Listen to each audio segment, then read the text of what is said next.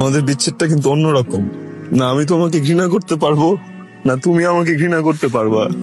আমাদের বিচ্ছেদে ঘৃণা থাকবে না। স্যার আপনার গত মাসে বেতন দেয়। ধন্যবাদ। আসলে আমার একটা সময় পেলাম, খুবই দরকার ছিল। খালাম্মাকে ধন্যবাদ দিয়ে। হ্যাঁ, কিন্তু খালাম্মা তো আপনি ধন্যবাদ দিতে চাচ্ছেন। কেয়া ফার্স্ট টার্মে 3টা সাবজেক্টে ফেল করেছে। ওর যদি সামনে রেজাল্ট না ভালো হয় তাহলে খবর আছে, মা আরো চেতে যাবে। আমি কোনো কিছু করতে পারবো না। সমস্যাটা হচ্ছে পাগলা বলছে, আপু বলেছে আমি আপুর থেকে অনেক সুন্দর। তুমি কেন ওকে এই ধরনের মিথ্যা আশ্বাস দেয়? এটা তো একটা মিথ্যা কথা হতে পারবে। তুমি বেশি সুন্দর, ও তোমার তুলনায় কম সুন্দর, এটাকে বুঝতে দাও। সরি,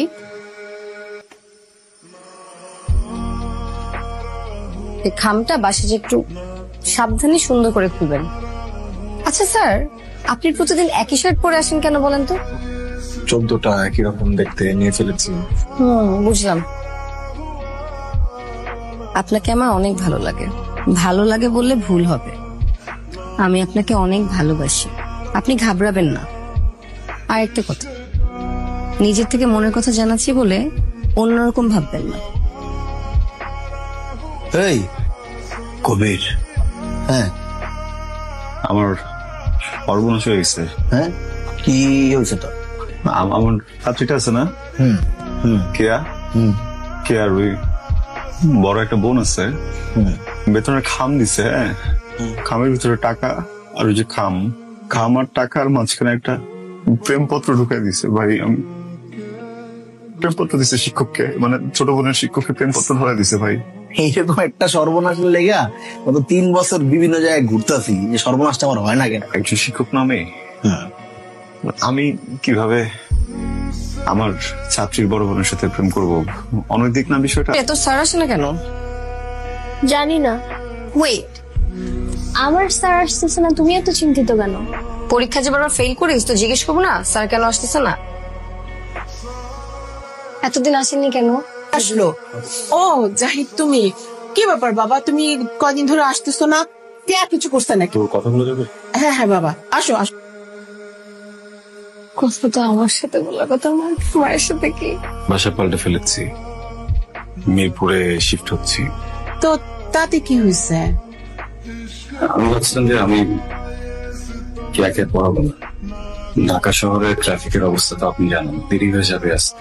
চিন্তা করবেন না, মানে আমার ব্যাচমেট আছে কবি।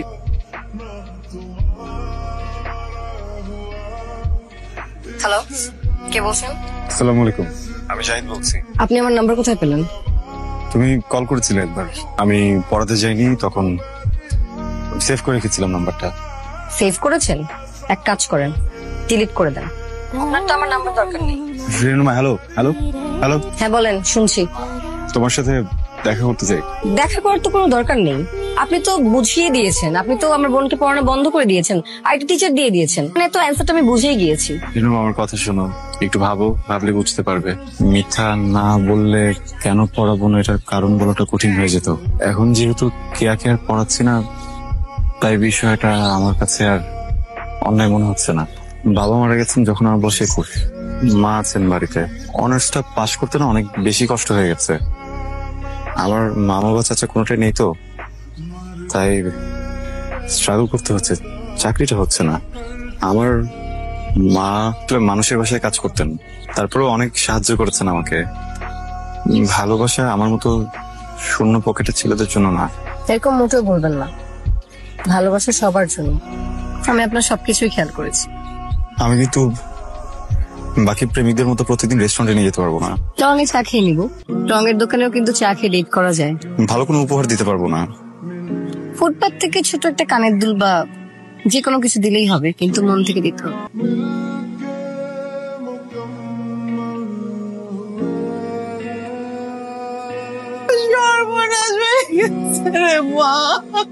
কি হয়েছে? কাঁদছো কেন? তোদের বাবা নাকি কুয়েতে রোড অ্যাক্সিডেন্ট করে মারা গেছে। কি মা? আমরা 3টা মেয়ে এখন বাসে একটা গার্ডেনের অভাব অনুভব করছি, কিন্তু তুমি তো তোমার মায়ের দেখাশোনা করতে এখন হিমশিম খাচ্ছ। একটা চাকরি খোঁজো, আমাকে বিয়ে করো। এবার আরো বেশি বেশি চেষ্টা করব, ভয় করো না, আছি তো। তোর একটা ভাগ্নি আছে না, ওকে কি পড়াতে পারি? টিউশনি খুঁজতেছিস? জি এইভাবে হবে না রে মা, তোর চাচারা যে অবস্থা করতেছে, কয়দিন পর আমি এই ফ্ল্যাটটাই ধরে রাখতে পারি কিনা সন্দেহ। মারে, একটা কথা বলবো, তুই রাগ করবি না? একটু ভেবে দেখবি, একটা ছেলে, ওর বাবা মা তোকে চিনে, তোকে দেখেছেও, ওদের ছেলের জন্য ওরা তোকে চায়। ছেলেটা খুব ভালো, বিদেশ থেকে পড়াশোনা করে আসছে। আমাদের এখন গার্ডিয়ান দরকার। নিজের ছোট বোনটার কথা একটু চিন্তা কর। আমি এটা করতে পারবো না, তোমার জায়গায় আমি অন্য কাউকে মানতে পারবো না। কিভাবে বললে তুমি এটা? কারণ আমি জানি এখানে তোমার কোনো দোষ নেই, তুমি তোমার জায়গায় একদম ঠিক আছো। বাস্তবতা দিয়ে তো ভালোবাসা হয় না। তো বাস্তবতার কাছে তো ভালোবাসা হেরে যায়, তাই না? ভালোবাসার মানুষগুলো হেরে যায়। হ্যাঁ, আমাদের এই সম্পর্কটা এখানে শেষ করে দেওয়া উচিত। এটা চিন্তা করলে আমার দম বন্ধ হয়ে আসে। দম বন্ধ করে কিভাবে বাঁচা যায় এটা শিখতে হবে তোমাকে। প্লিজ বিয়েটা করে ফেলো, প্লিজ। ছিল না। আমাদের বিচ্ছেদটা কিন্তু অন্যরকম। না আমি তোমাকে ঘৃণা করতে পারবো, না তুমি আমাকে ঘৃণা করতে পারবা। আমাদের বিচ্ছেদে ঘৃণা থাকবে না। অনেক বছর পর যখন আমাদের দেখা হবে, তখন দেখবা ভিতরে ঘৃণা নেই, ভিতরে ক্ষোভ নেই।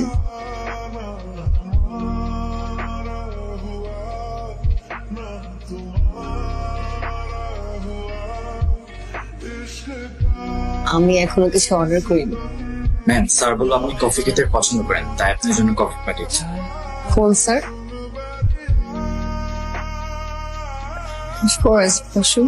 কেমন আছো? ভালো আছি। রেস্টুরেন্টটা আমার। মালিক? তবে আমি খুব অবাক হলাম যে তোমার মনে আছে যে আমার কফি পছন্দ। হাসছো কেন? তুমি এখনো ঘড়ি উল্টো পড়ো? কত স্মৃতি আমাদের। অনেক সময় কেটে গেল আমাদের জীবন থেকে। জাহিদ, বিয়ে করেছো? তোমাকে জাহিদের কথা বলেছিলাম না?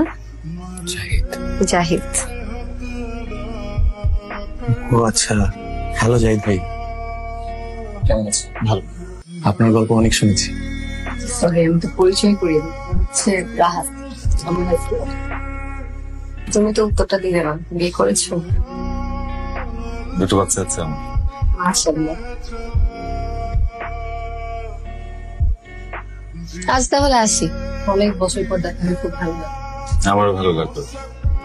আপনার রেস্টুরেন্ট তো দেখে গেলাম, সিনেমা গেলাম, নিয়মিত আসবেন প্লিজ প্লিজ।